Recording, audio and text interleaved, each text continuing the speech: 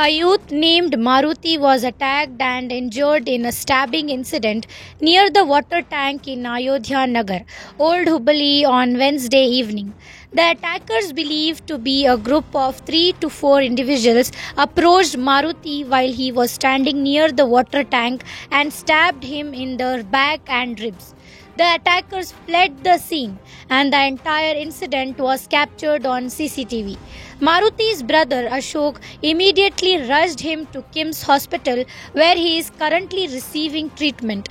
The severity of Maruti's injuries has prompted an investigation by the police, who have registered a case of attempted murder.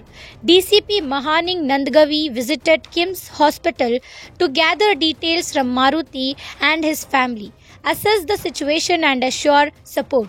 In a related case, police have arrested 7 individuals in connection with another stabbing incident that occurred within the jurisdiction of Hale Hubballi police.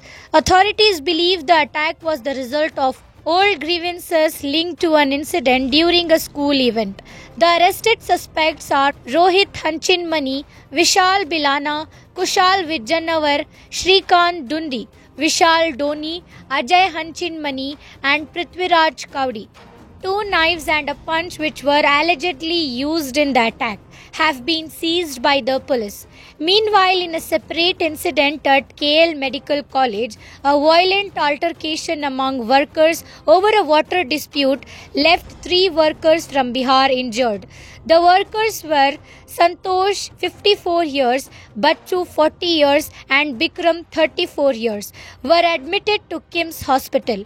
In connection with this dispute, the police arrested 4 individuals: Sugreen, Naveen, Shivkumar, and Govind. Investigations are ongoing in both the cases.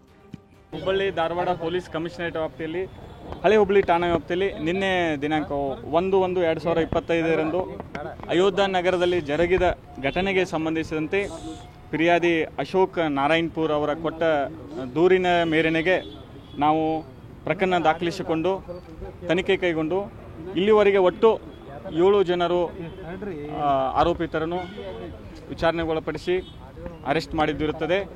ಇದರಲ್ಲಿ ಒಬ್ಬ ಕಾನೂನಿನ ಜೊತೆಗೆ ಸಂಘರ್ಷಕ್ಕಿಳಿದ ಬಾಲಕ ಕೂಡ ಒಬ್ಬಿರ್ತಾನೆ. ಇದರಲ್ಲಿ ನಾವು ಈ ಕೃತ್ಯದಲ್ಲಿ ಹರಿತವಾದ ಆಯುಧಗಳನ್ನು ಕೂಡ ಉಪಯೋಗ ಮಾಡೋದರಿಂದ ಆರ್ಮ್ಸ್ ಆ್ಯಕ್ಟ್ ಕೂಡ ಅಳವಡಿಸಿಕೊಂಡಿದ್ದೇವೆ.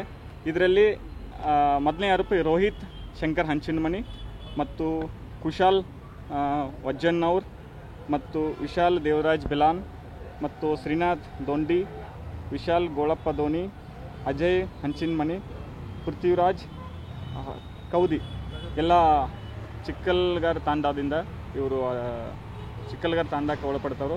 ಇವರಿಷ್ಟು ಜನರು ನಾವು ಆರೋಪಿಗಳನ್ನ ಅರೆಸ್ಟ್ ಮಾಡಿದ್ದೀವಿ. ಇದಕ್ಕೆ ಕಾರಣ ಹಳೆಯ ವೈಷಮ್ಯ. ಈ ಆರೋಪಿತರು ಮತ್ತು ಫಿರ್ಯಾದಿ ವಿಕ್ಟಿಮ್ ಏನಲ್ಲ ಮಾರುತಿ ನಾರಾಯಣಪುರ ನಡುವೆ ಹಳೆಯ ವೈಷಮ್ಯ. ಸುಮಾರು 1 ವರ್ಷ ಹಿಂದೆ ಸಿದ್ಧಾರೂಢ ಸ್ಕೂಲಲ್ಲಿ ನಡೆದಂಥ ಗ್ಯಾದರಿಂಗ್ ವಿಷಯದಲ್ಲಿ ಗುರುಗುಡ್ಸನ್ನು ನೋಡಿದೆ ಅಂಥೇಳಿ ಅದು ಹಳೆಯ ವೈಷಮ್ಯ ಮುಂದುವರೆದಿಂದ ನಿನ್ನೆ ಈ ರೀತಿ ಇಷ್ಟು ಜನ ಸೇರಿ ಈ ವಿಕ್ಟಿಮ್ಗೆ ಅಟ್ಯಾಕ್ ಮಾಡಿದಿರುತ್ತದೆ. ಇದರಲ್ಲಿ ಒಟ್ಟು ನಾವು 7 ಜನ ಆರೋಪಿಗಳನ್ನು ವಶಪಡಿಸಿ ಅರೆಸ್ಟ್ ಮಾಡಿದ್ದೇವೆ ಮತ್ತು ನ್ಯಾಯಾಲಯಕ್ಕೆ ಒಳಪಡಿಸ್ತೇವೆ. ಇನ್ನೂ ಹೆಚ್ಚಿನ ತನಿಖೆಗೆ ಸಂಬಂಧಪಟ್ಟಂತೆ ಮುಂದುವರೆದಿದೆ. ಇನ್ನೂ ಏನಾದರೂ ಇದರಲ್ಲಿ ಆರೋಪಿತರು ಇದ್ದರ ಬಗ್ಗೆ ಮಾಹಿತಿ ಕಲೆ ಹಾಕಿ ತನಿಖೆಯನ್ನು ಮುಂದುವರಿಸಿದ್ದೇವೆ. ನಾವು ಮುಖ್ಯವಾಗಿ ಈ ರೀತಿ ಸಾರ್ವಜನಿಕ ಸ್ಥಳಗಳಲ್ಲಿ ಗಲಾಟೆ ಮಾಡೋರು ಏನೇ ಇದ್ದರೂ ಸೋಷಿಯಲ್ ಮೀಡಿಯಾದಲ್ಲಿ ಬಂದರೂ ಅವರ ವಿರುದ್ಧ ಸೂಕ್ತವಾದ ಕಾನೂನಿನ ಕ್ರಮ ಕೈಗೊಳ್ಳುತ್ತೇವೆ. ಇದು ಅಲ್ಲದೆ ನಾವು ರೂಢಿಗತ ಅಪರಾಧಿಗಳನ್ನು ಗುರುತಿಸಿ ಎಕ್ಸ್ಟಾರ್ಮೆಂಟ್ ಅಂದರೆ ಗಡಿಪಾರ ಪ್ರಸ್ತಾವನೆ ಕೂಡ ತಯಾರಿಸಿದ್ದು ಶೀಘ್ರದಲ್ಲಿ ಅವನು ಕೂಡ ಜಾರಿಯಲ್ಲಿ ತರ್ತೀವಿ. ಮತ್ತು ಸಾರ್ವಜನಿಕರಲ್ಲಿ ಮನವಿ ಮಾಡ್ಕೊಳ್ಳೋದಂದರೆ ತಮ್ಮ ಬೀಟಲ್ಲಿ ತಮ್ಮ ಏರಿಯಾದಲ್ಲಿ ಯಾವುದೇ ಒಂದು ರೀತಿ ಈ ಗ್ಯಾದರಿಂಗ್ ಇರ್ಬೋದು, ಚಿಕ್ಕ ಮಕ್ಕಳ ಗಲಾಟೆ ಯಾವುದೇ ಇದ್ದರೆ ತಕ್ಷಣ ನಾವು 112 ಕಾಲ್ ಮಾಡ್ಬೇಕಂತೇಳಿ ಅವರಲ್ಲಿ ಮನವಿ ಮಾಡ್ಕೋತೀನಿ. ಅಥವಾ ಕಂಟ್ರೋಲ್ ರೂಮಿಗೆ ಕಾಲ್ ಮಾಡ್ಬೋದು. 112 ಕಾಲ್ ಮಾಡಿದರೆ ತಕ್ಷಣ ಬಿಲೋ 5 ಮಿನಿಟ್ಸ್ ಒಳಗಡೆ ಅಂದರೆ 4 ನಿಮಿಷ ಒಳಗಡೆ ಆ ವಾಹನ ಅಲ್ಲಿ ತಲುಪುತ್ತೆ. ಅದರ ಮುಖಾಂತರ ಅವ್ರಿಗೇನು ಸರ್ವಿಸ್ ಬೇಕೋ ಸಿಗುತ್ತೆ.